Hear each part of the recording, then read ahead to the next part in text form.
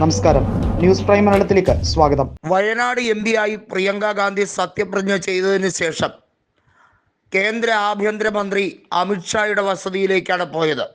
കൃത്യമായി പറഞ്ഞാൽ കേരളത്തിൽ നിന്നുള്ള MP-മാരെ കൂട്ടി വയനാടിൻ്റെ ആവശ്യങ്ങൾക്കായി അമിത്ഷായെ സമീപിക്കുകയും അതീവ ഗുരുതര വിഭാഗത്തിൽപ്പെടുത്തി വയനാടിന് അടിയന്തര പാക്കേജ് നൽകേണ്ടതിൻ്റെ ആവശ്യകത വീണ്ടും ഉന്നയിക്കുകയും ചെയ്തു.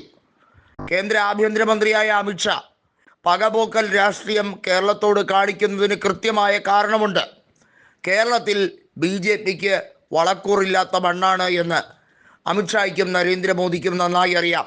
എന്നാൽ ഇവിടെ താമസിക്കുന്നവരുടെ, ഈ കേരളത്തിലെ നിവാസികളുടെ പണം കൃത്യമായി GST എന്ന നിരക്കിൽ കേന്ദ്ര ഗവൺമെൻറ് വിഴുങ്ങുന്നുണ്ട്. അതുകൊണ്ട് തന്നെ കേന്ദ്ര ഗവൺമെൻറ്റിന് കൃത്യമായും കേരളത്തോട് പ്രതിബദ്ധത കാണിച്ചേ മതിയാവൂ. ഇതാണ് പ്രിയങ്ക കൃത്യമായി അമിത്ഷായോട് പറഞ്ഞത്. അമിത്ഷായുടെ ബോഡി ലാംഗ്വേജ് വളരെ കൃത്യമായിരുന്നു. പ്രിയങ്ക ഗാന്ധി പറയുന്ന കാര്യങ്ങൾ കേട്ടില്ലെങ്കിൽ ഉണ്ടാകുന്ന ഭവിഷ്യത്ത് എന്താണെന്ന് പാർലമെൻറ്റിനകത്തും പുറത്തും, അവിടെ ലോക്സഭയും രാജ്യസഭയും ഒരുപോലെ സ്തംഭിപ്പിക്കാൻ കഴിവുള്ള ദേശീയ നേതാവാണ് പ്രിയങ്ക ഗാന്ധി. പ്രതിപക്ഷ നേതാവിൻ്റെ സഹോദരി ആയതുകൊണ്ട് മാത്രമല്ല, പ്രതിപക്ഷത്തിൻ്റെ മുഖമായി പ്രിയങ്കയ്ക്ക് മാറാൻ അധിക സമയമൊന്നും വേണ്ട എന്ന് ഏറ്റവും നന്നായി BJPയുടെ രാഷ്ട്രീയ ചാണക്യൻ എന്ന് വിശേഷിപ്പിക്കപ്പെടുന്ന അമിത്ഷായ്ക്ക് കൃത്യമായി അറിയാം. അതുകൊണ്ടാണ് 2219 കോടി രൂപ ആദ്യ ഗഡുവായി അനുവദിക്കുന്ന ആ ഫയല് കൃത്യമായി ഒപ്പുവെക്കാൻ തയ്യാറാകുന്നത്. അത് കേന്ദ്ര ആഭ്യന്തരമന്ത്രി ശരിക്കും അടിയറവ് പറഞ്ഞതിന് തുല്യമാണ് എന്നൊക്കെ സംസാരമുണ്ടെങ്കിലും അതിനെ പ്രിയങ്ക അങ്ങനെയല്ല കണക്കാക്കിയിരിക്കുന്നത്.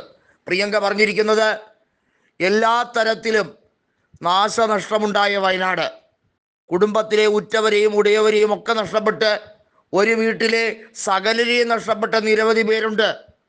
അതുപോലെ വലിയ തോതിൽ അവിടെ ജീവൻ രക്ഷിച്ചെടുത്ത, തലനാഴിലേക്ക് ജീവൻ രക്ഷപ്പെട്ട, ജീവൻ തിരിച്ചു കിട്ടിയവരുണ്ട്. ഒരുപക്ഷെ ചെളിയിലായി പുതഞ്ഞു പോകാമായിരുന്ന ഒരവസ്ഥയിൽ നിന്നും തിരികെ പുതുജീവിതത്തിലേക്ക് വന്നവരുണ്ട്. അവരൊന്നും ആ നടുക്കത്തിൽ നിന്നും ഇതുവരെയും മാറിയിട്ടില്ല. അത്രയും ഭയാനകമായിരുന്നു മുണ്ടക്കൈയിലെയും ചൂരൽമലയിലെയും ഉരുൾപൊട്ടൽ.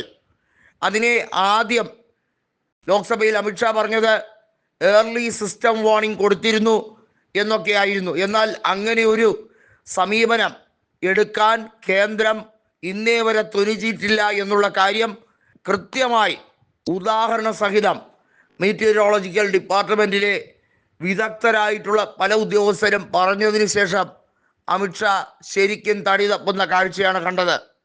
പ്രിയങ്ക ഗാന്ധി വയനാട് MP ആയതോടുകൂടി ഇതിനൊരു ശാശ്വത പരിഹാരത്തിലേക്ക് കാര്യങ്ങൾ എത്തുകയാണ്.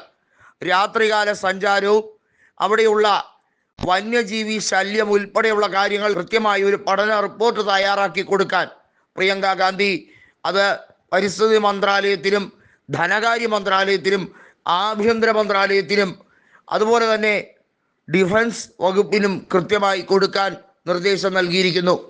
ഒരുപക്ഷെ ഇങ്ങനെ ഒരു MP-യാണ് കേരളത്തിലെ ജനത കൃത്യമായി കണ്ടത്.